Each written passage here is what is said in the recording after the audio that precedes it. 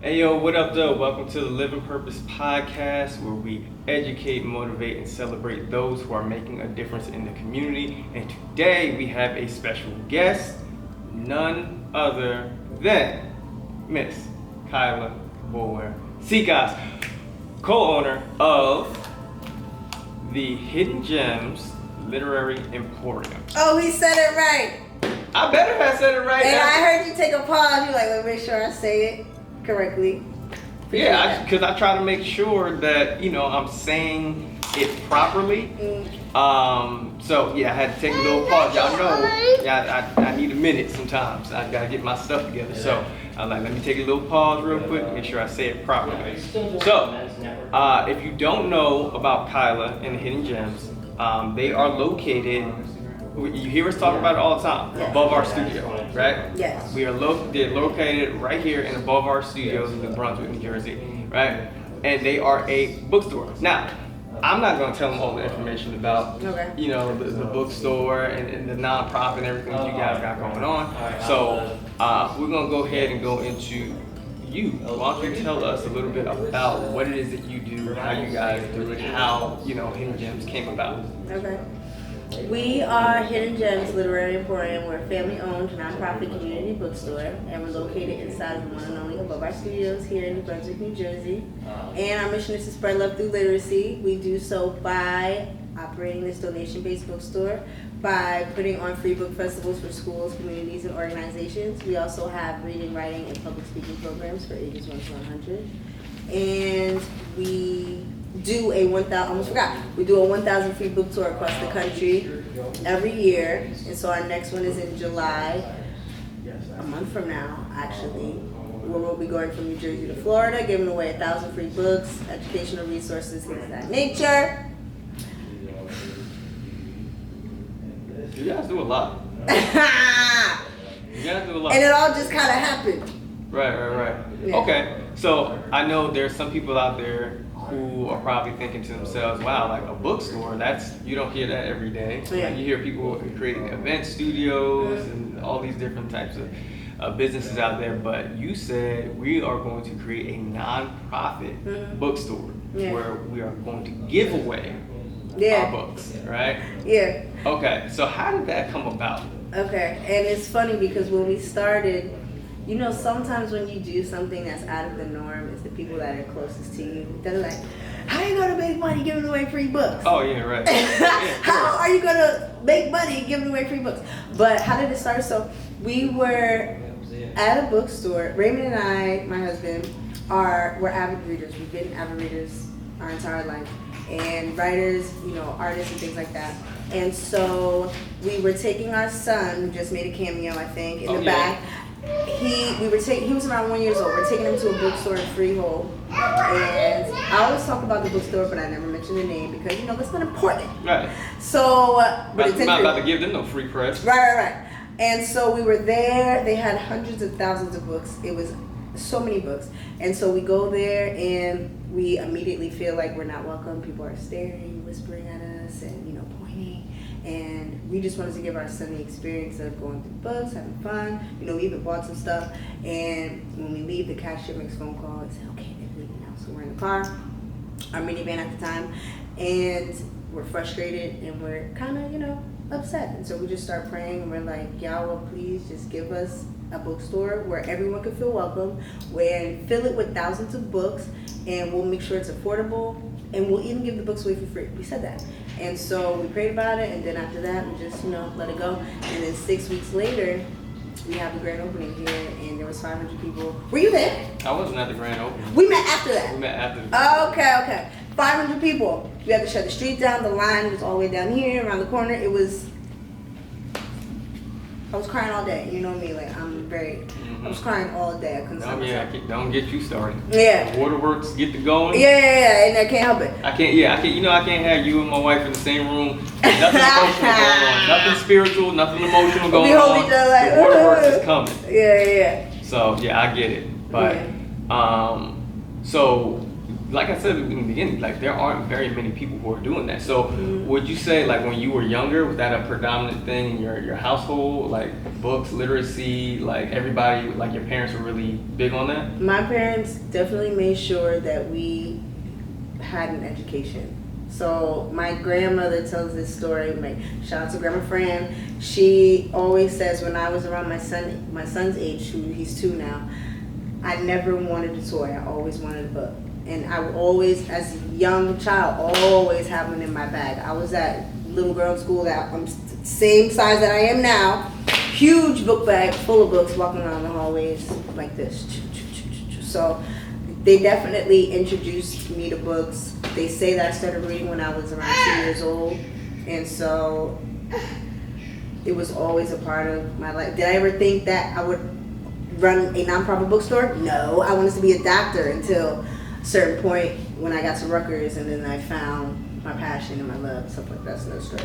But yeah, so it really just came just like, it was placed in our heart, and then ever since then it's like we've just been listening to instruction and put one foot in front of the other, and here we are. Now, and it's crazy because your husband is pretty much the same way. Yeah. Like Ray, if you've ever had the opportunity to meet Ray, he's normally the cameraman. He's behind the camera all the time, doing behind the scenes stuff. So shout out to the cameraman, people doing the behind the scenes stuff. Yeah, okay. Gotta give you a chance to shout out your husbands. It's all good.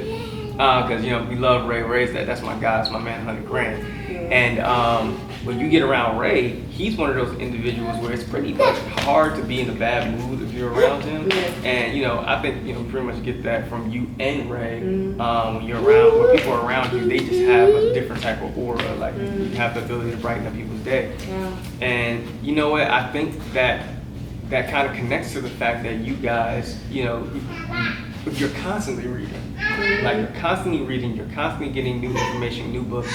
And obviously, if you're constantly reading, you're going to read about information that helps you, that uplifts you, makes you feel good. You're not going to read negative stuff. Like you're not going to read stuff that's like, yo, this is really about to put me in a funk. So in a sense, that's almost like a cheat code on how to keep yourself motivated, how to keep yourself in good spirits. I know one of the biggest things is that you are faith-based, you and your husband, right? You guys are always on the same accord. From when I see you, I know every couple has their moments. Yeah, of course. But yeah, but it's like for the majority of it, you and your husband are on the same accord spiritually, same accord when it comes to your nonprofit and the direction, which way you guys want to go, which is something I've always kind of admired about you guys. Oh, cool. So to see, that black excellence, the black couples making it work, that black love thing, it's like, okay, it's a beautiful thing. So I know you guys probably, you may not have seen Ray before, but if you get to see him, great dude, when you see them two around each other, like big teddy bear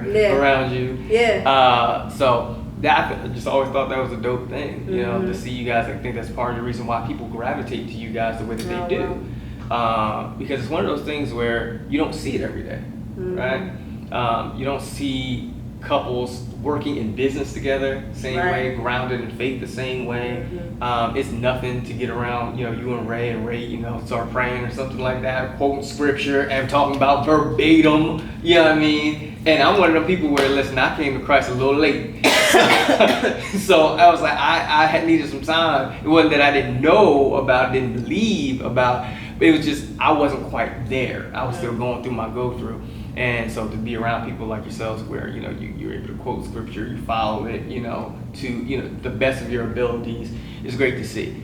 Now, with you guys, I know you also had a situation that you dealt with in the past, right? Where that could have completely derailed you from... Took our lives. Right. Yeah. Taking your lives and derailed you from the purpose that you're currently living in right now.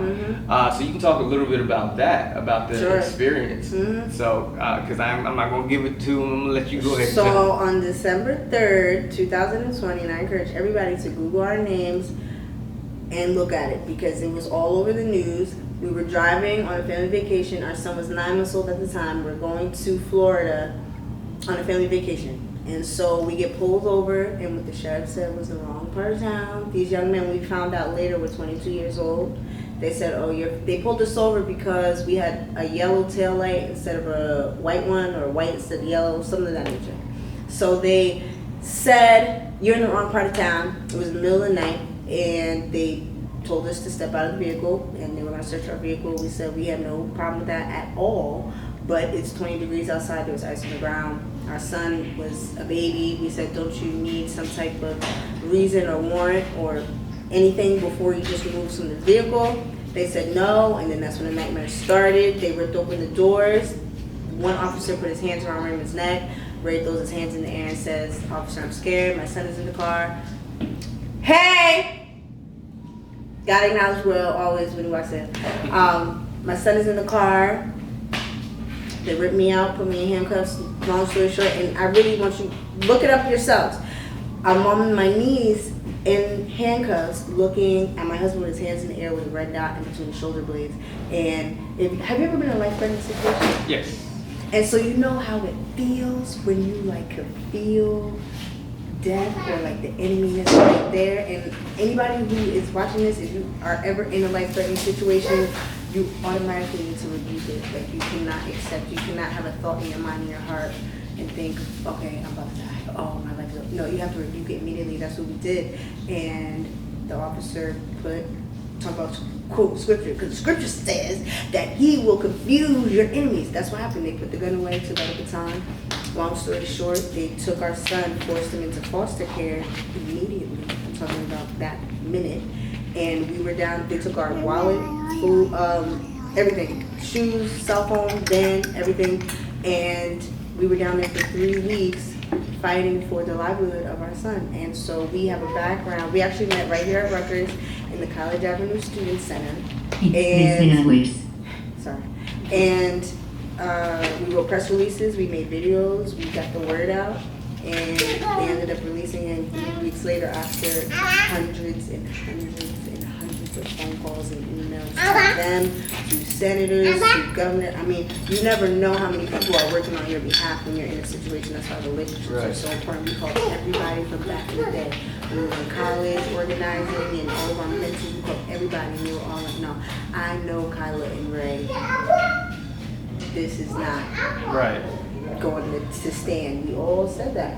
And that was obviously the hardest time in our life, but we promised each other when we finally got to a hotel room. We still didn't have our son back, but we said, you know, we can't let evil and hate change the way that we love people. We can't be changed after this. We have to continue to love people.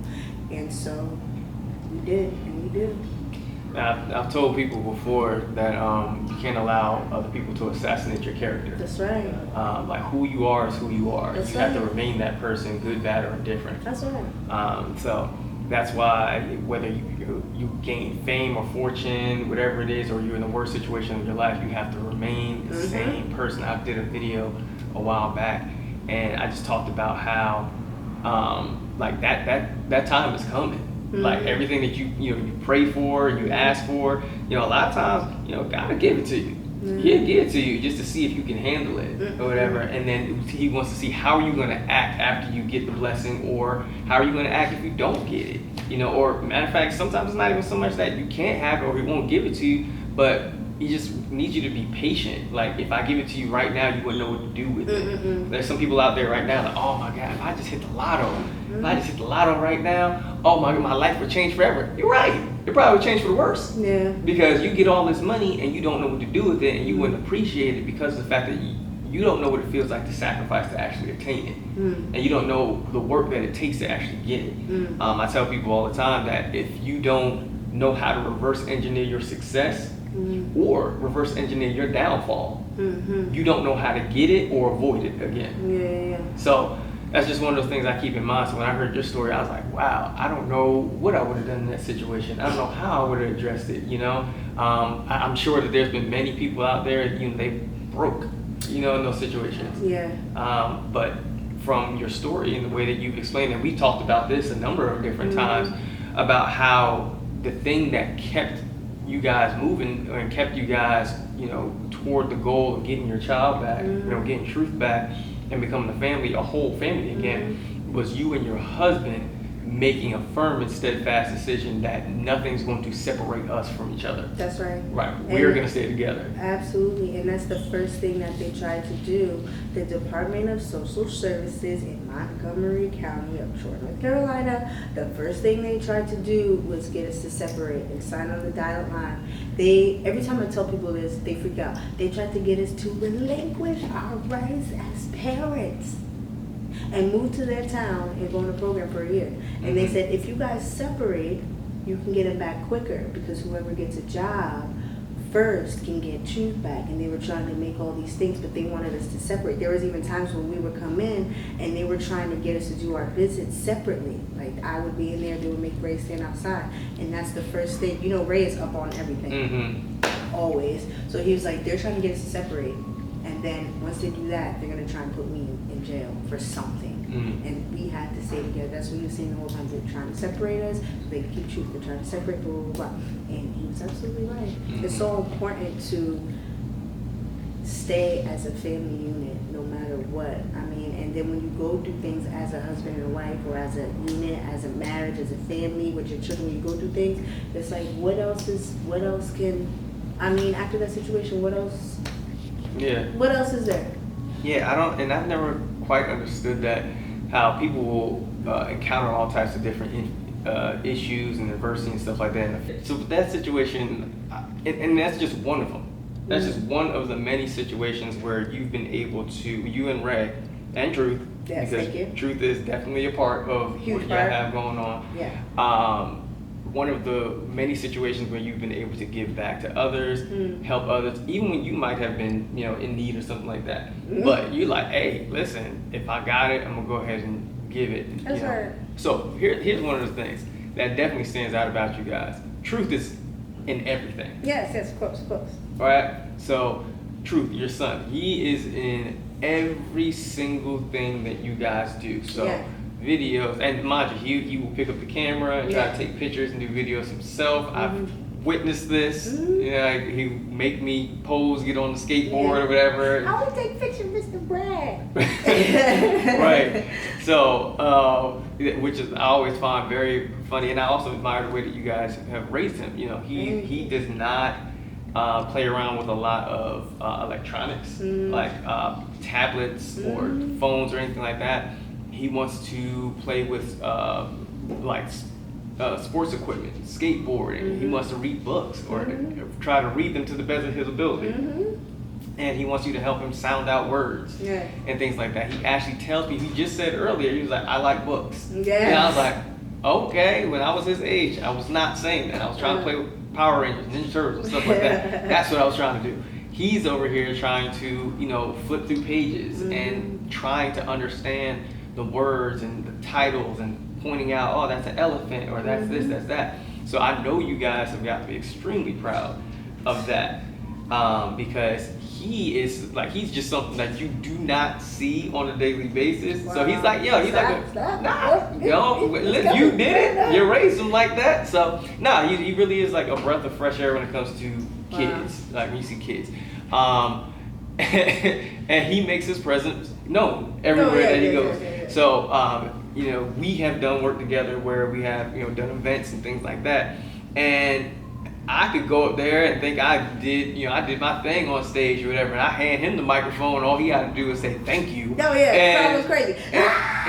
Crowd goes crazy. He's oh, look at Truth. I was like, they forgot everything all of us. that I have said about, staying on the right path, being motivated and overcoming, adversity and being resilient, student success and all that stuff. Just all that out the window. Truth on the mic.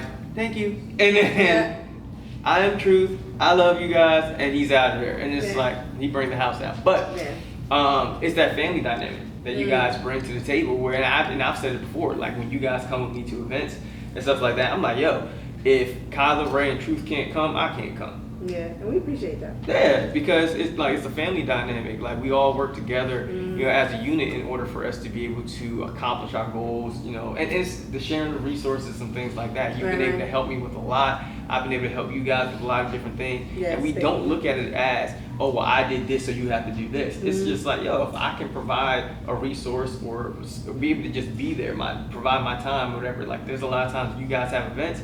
I'm not even a speaker or anything like that. I'm just there to support. I'm just there to help. And watch the truth. Thank you. Yeah. Yeah. But yeah, truth is like family. So like when me and my wife are around, y'all know y'all got automatic babysitters. Yeah, like love that. We're there. It's like, oh, Truth, come on, we got you. And he trusts us. So Yes. it's good because we've been around a lot. I walk in, he was like, Mr. Brad, okay. Yeah. And he's back to doing whatever it is that he's doing. And they trust you when they offer you some of their food.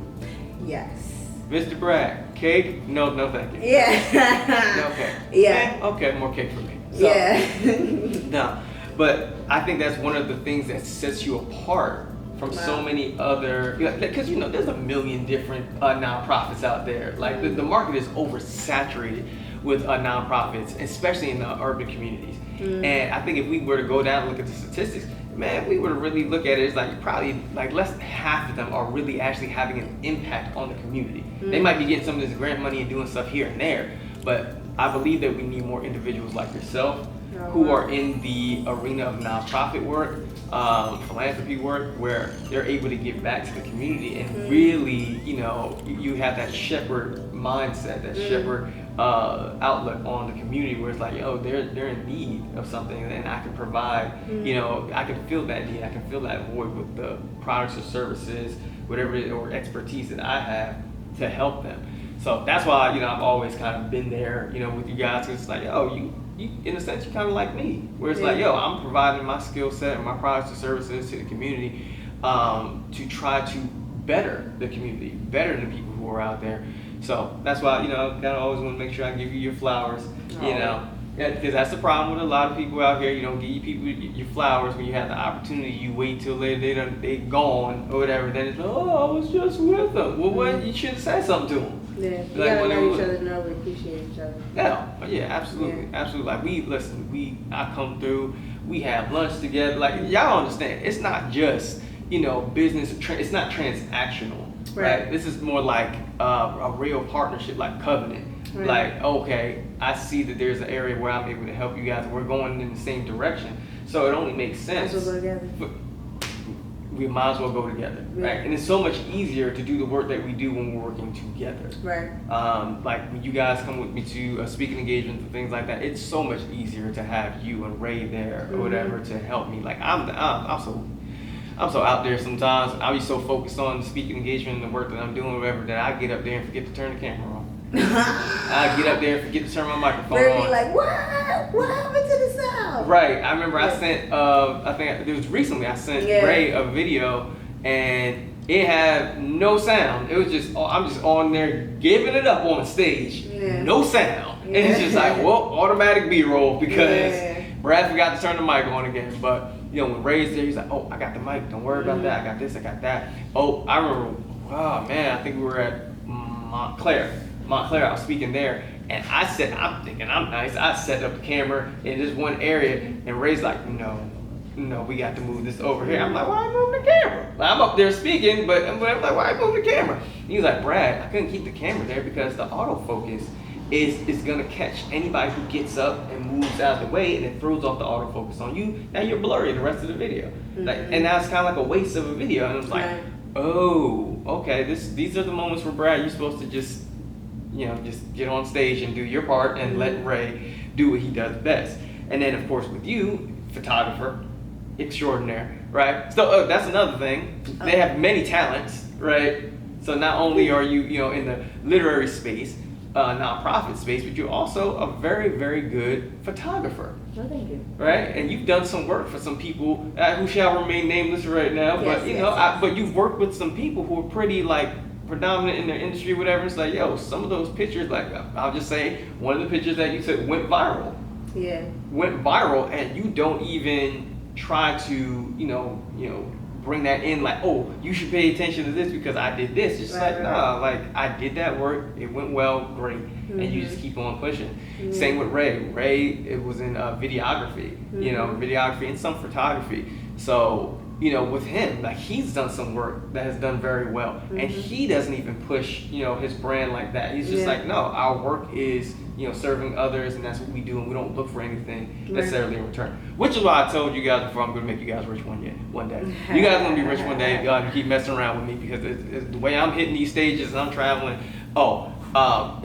Where I go, you guys go. Well, we appreciate that. And you know, the first thing we're gonna do is get our bookmobile, give out free books cross country, and do more free book festivals at schools. Oh yeah, we gotta talk about that. The free book festival. Oh yeah, that was crazy. Brett, can you put some B-roll right here? We'll be talking about it, please. Put the B-roll right here. Yeah, so we did a free book festival for Arbor Intermediate School, and it was us, it was Will, Dante, the Above Our Studios guys, and it was 500 4th and 5th graders. 5. That was a whole. What should we even talk about? It was fire because no one was doing anything like that. Yeah. And we did it for free. Like we just, you know, out of the kindness of our heart, you know, you and Ray had the idea to do this, and I was just like, and then y'all asked me like, Brad, can you be the keynote speaker? And I was like, yeah, of course. Like, why wouldn't I do it? Like, oh, well, this is that and the other. You gave me the whole vision. And I was like, oh, yeah, let's do this. So we're going to give out all these books for free to these kids. I'm going to come in and give a keynote about the importance of literacy and reading. You got Will, you know, DJing, and then you got Dante, they're supporting us as well. It's like, yo, it's pretty hard for this to go wrong. And it did. You know, it was supposed to rain that day. We were all praying, no, clear the weather. So when we get there, the blacktop is wet. I'm like, it's going to be dry by the time we get out there. So thank you, Principal O'Donnell and Kenny, the janitor, and all of the students who helped. They were moving out chairs and tables, things like that. Thank you to Sarah and Miss Reed and the Hewitt family who came, our volunteers, and we were passing out books. And it was really, it felt like a life-changing experience for everybody involved. For the students, for the staff, the Board of Education. Thank you, Piscataway, for bringing us in. It was incredible. Yeah, you can definitely tell there was just something going on in that space, because it just, like, you know, it really didn't stop. Like, you know, you had you who were hosting, you know, the event, bringing your energy with that. And then I get up there and do my thing, and then you had the song. The music was fire because, you know, Will's on the ones and twos. Thank you, DJ Kiss Me Out Famous. Right. You're on the ones and twos. He just had a feeling like he just like, oh wait, we need this vibe right now. We need this, that, and the other. And it's very hard to find somebody who can keep the pace, keep the mood going like that. So, and who can adjust depending on what the crowd is doing. So so he kept it lively. Kept everything going. And then, you know, with the song as well, Heal the World. Cute song, Ray. In the background. Cute song. Yeah, that's our song. And when I heard it, I immediately fell in love.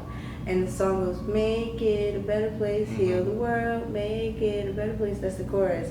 And he produced the song, he wrote the song, he performed the song at the book festival. And the students were singing along, staff was singing along, me and Shruti, everybody singing along. And it's like, what we all need to constantly think about what we can do with what we have to make the world a better place, you know? Yeah, because the crazy thing about it, we didn't have a budget. We didn't have any money. No one gave us any money to do that. Like, we just brought our talents and we brought our services and our products to the forefront and said, hey, listen, if you give us an opportunity to come to your school and try to impact your students, you're not going to listen. You listen. The proof isn't Ray. Play video. Ray, cue the video. Like and all the kids go. La, la, la, la, la. Girl who came up, she said, "I'm gonna remember this day for the rest of my life." Oh my gosh! I said, and she is. But we'd love to come back. Oh my God, we would love to have you. Wildfire. So now there's so many different people that are reaching out to us, like, yo, we need this in our school. We need this for our kids because listen, if you're listening to this now. We don't know where we're gonna be at by the time, you know, it really hits the fan and it gets out there. Or by the time it's aired. Yeah, by the time it's aired, we don't know what's about to happen. We really don't. And it's just so much stuff that's been going on with, you know, my speaking career with the bookstore, and then now this on top of it. Yeah. It's like I have no idea what the Most High has planned for us. But what I can say is we've been doing the work, good, bad, or indifferent, and it's kind of led us to where we currently are. And honestly, I believe anything that happens for us in the future, there's no way for us to look. There's no reason for us to look at it as, oh man, we don't deserve, the rewards of, because we've been sowing the seed. Yeah. Like, but way before you, sow. but way before you met me and I met you, like we've already been doing the work as far as sowing the seed. Going out there and doing the work for free. Building up our reputation. Mm-hmm. So now, when we all kind of came together like Voltron, right? It's just like, it was this power-packed situation and event. It's just like, yo, who would have thought? And it was weird. It's kind of weird. It's really one of those situations where we knew we were capable of doing something powerful. Mm-hmm. But when it actually happened, it just all came together so crazy. Everybody knew, everybody was clicking, everybody was on it. Like, oh, Brad, you gotta go up. Boom, okay, I got it. Oh, Will, you up. Boom, boom, boom. Like, oh, so Kyla, boom, boom. Yeah, it was so easy. It was like, but that's what it's like when you are living and moving in purpose. Yeah. Right? And I talk to Red, we talk about this all the time. I'm so grateful that people were put in our path to where it feels like family. Will and the guys here, it feels like family. They accept us and our son. Sometimes he might draw a little prayer on the wall real quick, and it'll be like, yo, y'all gotta pick that over, but it's not that, yo, y'all gotta get out. He drew on the wall.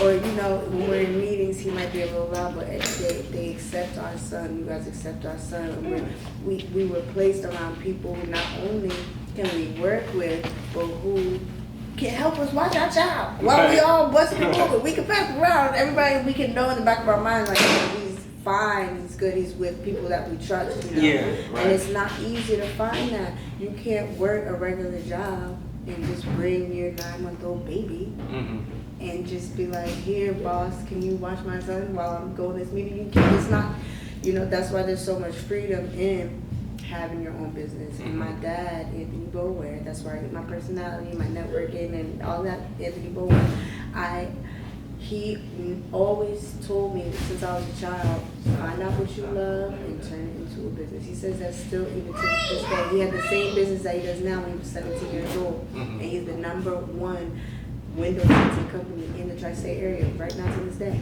And he always told me that. So even with our son, we never want him, he will never have to work a job that he does not want to work, period. He can come into Hidden Gems, or you saw him on the skateboard yesterday. I sent the video to the grandparents. Everybody was bugging out because of how effortlessly he got on it. If you want to skateboard, we could turn that into a business. We can have skateboarding conventions. We could have skateboarding events. He likes to color and draw. You like to color, you like to paint, you like skateboards. You can paint skateboards. We can help you sell whatever your child has an interest in. Help them cultivate that. Never discourage it. Never be like, put those crayons away. Put those pencils away. Get off that skateboard. Put that book away. No, because then the child starts to crumble. Like, oh man, I don't even want to see these crayons anymore. I'm throwing the skateboard in the garbage. Then what happens when they get to adult? Now they're working somewhere that they don't want to work with their head down. Like, could I help you? That's not what you want. Yeah, I get it. I hear you. Yeah, you can't discourage the kids, man. Because kids got it figured out. They do. Kids got it figured out. People think, oh, it's the adults. No, it's not. It's a lot of miserable adults out here. Yeah. But these kids, I think that's a big thing. I think that's also part of the reason why I like going to the schools and speaking to the students and stuff like that. It keeps you young and vibrant, and it keeps your imagination going. It stops you from getting caught up in bills and and just responsibilities and stuff like that. Yeah, I mean, you're an adult. Like you got to handle your responsibilities. You got to handle your business and stuff like that. Pay your bills, all that good stuff. I get that, but you're not supposed to stop dreaming. That's right. You're never supposed to stop dreaming. You're never supposed to stop trying to attain whatever dreams and aspirations that you have. Like when that happens, then I feel like you might physically be alive, but you're really dead on the inside. And then when you're dead on the inside, you eventually will die on the outside. That's a fact. That's a fact. I promise you, anybody who's out there living in purpose, man, listen.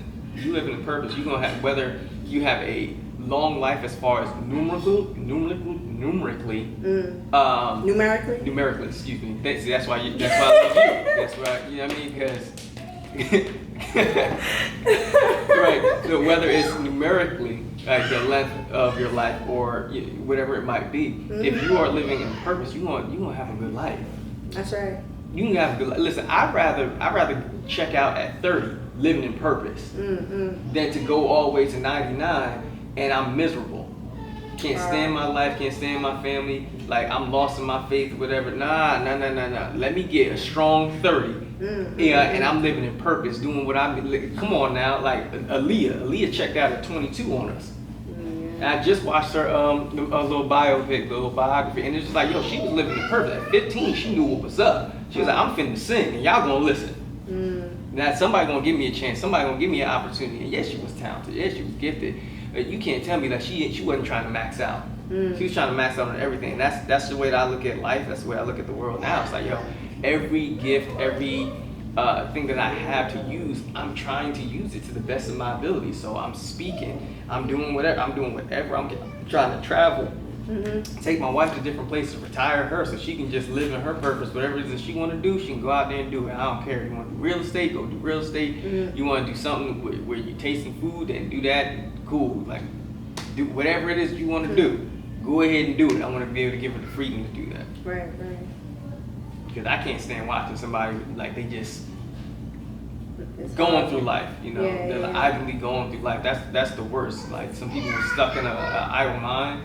Oh, that's the worst. Because anything will drift into your ears, anything will drift into your mind and just sway you into a direction. And you never you start asking yourself, how did I even get here? Yeah. It's because you wasn't it's like, where am I? It's like, and I tell you how you got here. You wasn't making no decisions. Like someone who refuses to make decisions, the world is gonna make decisions for you. Wow. Life is gonna make decisions for you. You're just gonna get swayed with the wind. You're like, I guess I'm over here. How you end up over here? Wow. Some people end up with these crazy careers and stuff like that. How did you end up with this career? You in IT. You don't have no business in IT. You're a construction worker. You have no business being a construction worker. Why are you here? Like, they were paying. That's it? Yeah. There's a lot of jobs out here that's paying. That don't mean you got to do this. Right. But who am I? Like, I've had I'm 34. I've had 36 jobs in my life. Yes, I quit jobs. Have you really? I didn't know this term was turned into Comedy Central. Yes. You had 36? Yeah, I used to always work 2 or 3 jobs at the same time. Yeah, so I would just quit. I quit jobs. Yo, my dad, my dad has so much wisdom and just always has just proverbs. One thing he told me and my brother all the time, you know what job means? Just over broke. Yep. I was just young. I don't want to be over broke. Just over broke. But ain't that true? Yeah, that's a fact. And then, job is like Job. And Job means oppression. Now we're going into something else. They ain't ready for that. It's a whole other podcast. Y'all need to look into etymology. It's the study of words. It's a fact because you looked up my name the first day we met. I looked up the etymology of his name, and Brad's name, including his middle name. I don't know if you don't got to put your middle name out there, but it means the. I don't care about my middle name. Okay. Brad. My full name is Bradley David Butler II. Okay, and so a butler is a servant, and a Brad or a Bradley is a land or a meadow. So his name, and David in the scriptures was the king of the people of the land. So his name means king of the, servant who is, servant of the people who is king, or something like that. Right? Yeah. Something like that. Leave it to Ray on time. Yeah. So, names have power. King, servant. Yeah. There it is. And then what do I do for a living? I'm a public speaker. People. I serve the people. Serve the people. And so my name Kailia is a Hebrew name that means crown of laurels. Laurels or leaves. A crown of leaves. My middle name is Chanel, so channel, which is a path of water from one place to another.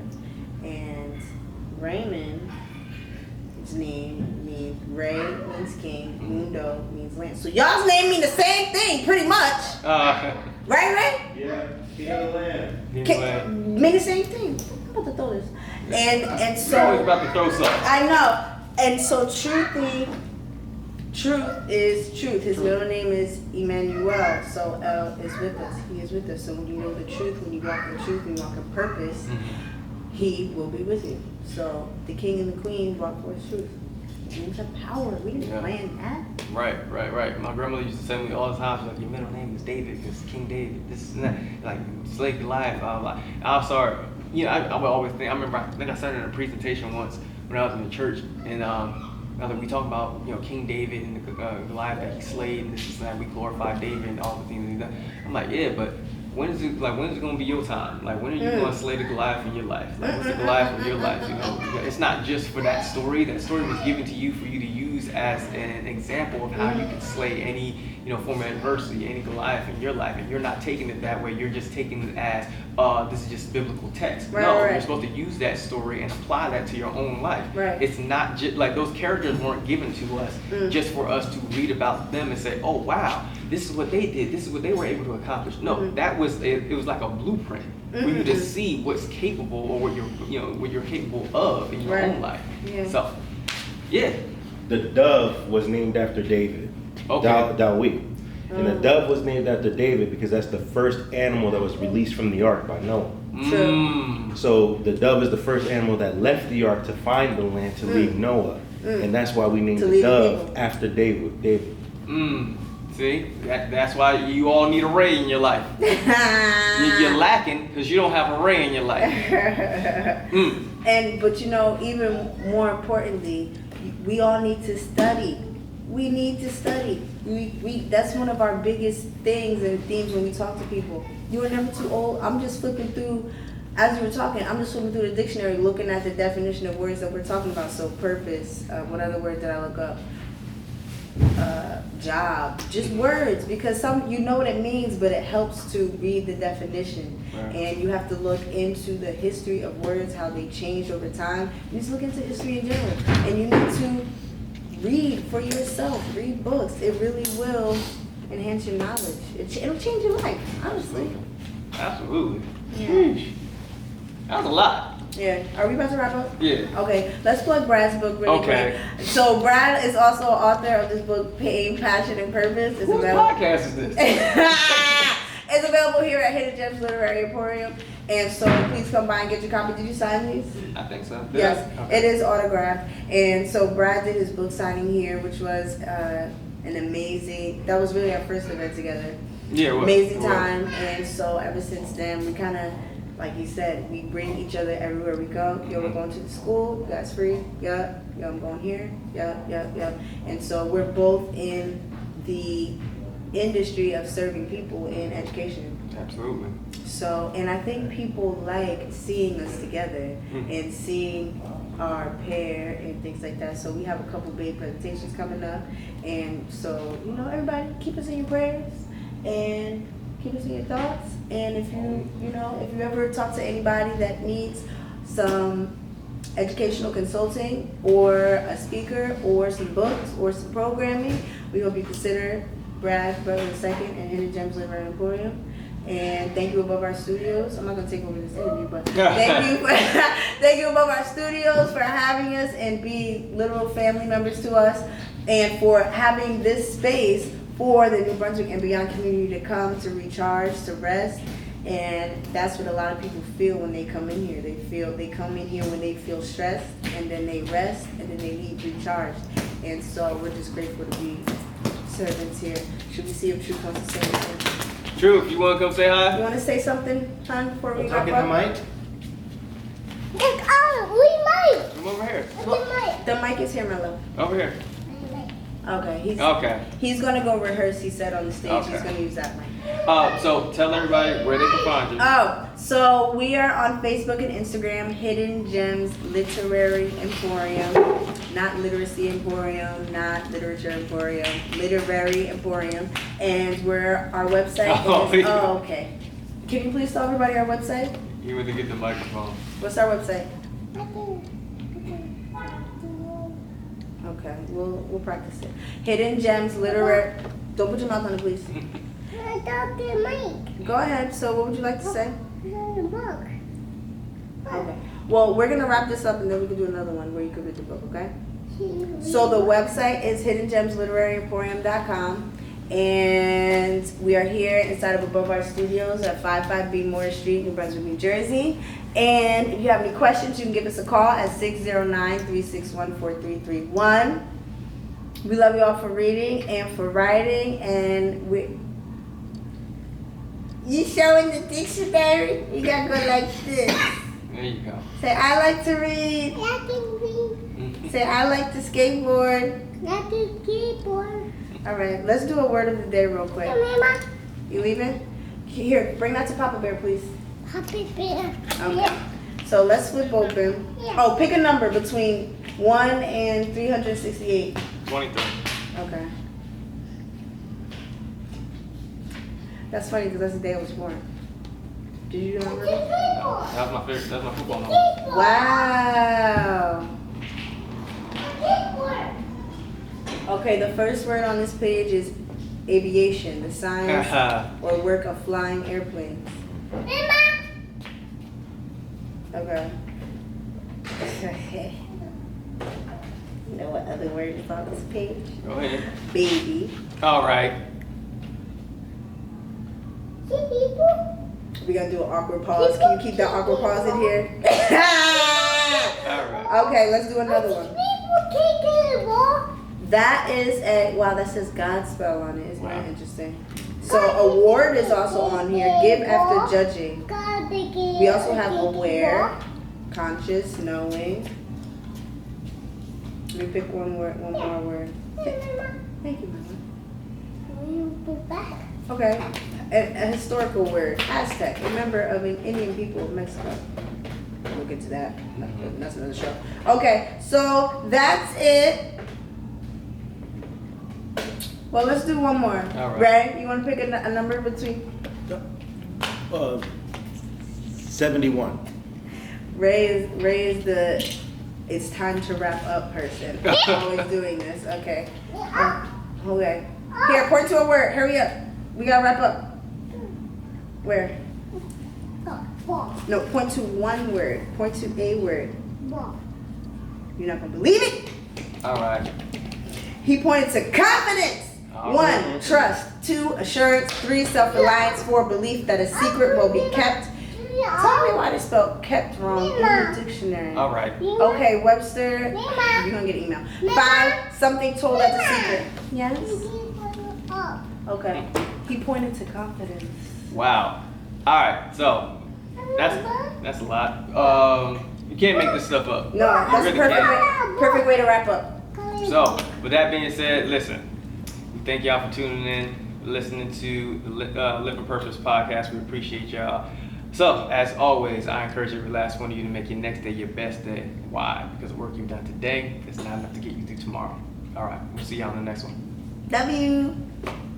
Kailia and Hidden Gems, furthering the legacy of what Martin Luther King Jr. actually wanted. They are taking, up that torch.